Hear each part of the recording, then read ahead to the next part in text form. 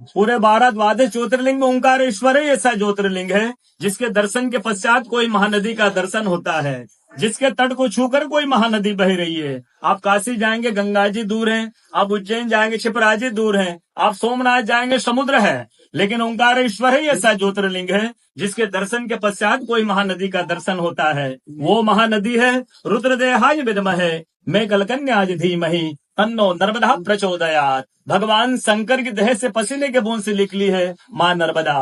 भारतवर्ष में जितनी नदियां हैं सब उत्तर दक्षिण दक्षिण उत्तर की ओर बहती है, लेकिन माँ नर्मदा उदय से अस्सी की ओर बहती है, पूर्व से पश्चिम की ओर बहती है। भारतवर्ष में जितनी नदियां हैं उसमें नर्मदा ही नदी ऐसी है जिनके जितने कंकर हैं सब शंकर है। नर्मदा पुराण में ये भी कहा गया है कि नर्मदा जल के स्पर्श होने से जो शिवलिंग निकलता है उसको डायरेक्ट ले जाके पूजा कीजिए, उनको प्रतिष्ठा की आवश्यकता नहीं है। नर्मदा जल स्पर्श होने से वो स्वयं प्रतिष्ठित हो जाते हैं। अयोध्या में राम लला जी की जब स्थापना की गई थी तो नर्मदा का 2.5 फीट का नर्मदा का शिवलिंग राम जी के साथ अयोध्या में स्थापित किया गया था। और कहा गया है कि रेवा तटे तपम कुर्यात् मोक्षदायिनी गंगा। कलयुग में आपको तप करना है, नर्मदा किनारे जाइए, और मोक्ष करना है तो गंगा किनारे जाइए। रेवा तटे तपम कुर्यात् मोक्षदायिनी गंगा।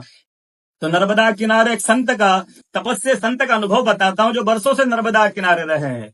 जब वो देखते हैं सुबह 3 से 4 बजे ब्रह्म मुहूर्त में एक कोई माई आती है, नर्मदा स्नान करके लौट जाती है। संतों को जिज्ञासा हुई कि मैं वर्षों से इस माँ को देख रहा हूँ, नर्मदा स्नान करके लौट जाती है। संत ने कहा कि कल मैं माँ से पूछूंगा, स्नान करके लौटेगी। वो माई सुबह 3 से 4 बजे ब्रह्म मुहूर्त में स्नान करके लौट रही थी। संत ने देखा माई स्नान करके लौट रही है। संत दौड़ते गए, माँ को साष्टांग दंडवत प्रणाम करके पूछा, है माँ मैं वर्षों से आपको देख रहा हूँ, आप नर्मदा स्नान करके लौट जाती है, माँ अपना परिचय दीजिए।